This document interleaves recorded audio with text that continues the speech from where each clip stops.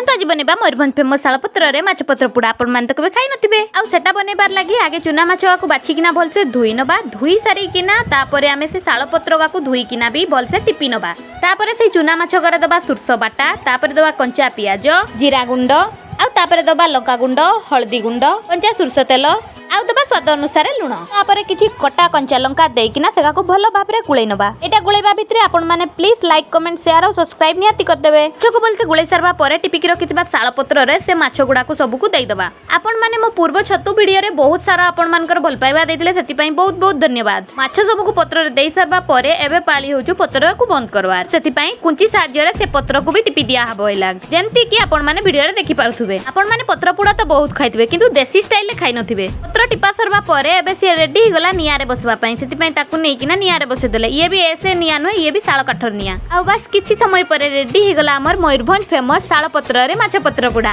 Next recipe की करबी comment रे नियाती कहबे जे रेसिपी रो बेसी कमेंट आसियो मु से रेसिपीटा नियाती करबी रहिली जय जगन्नाथ।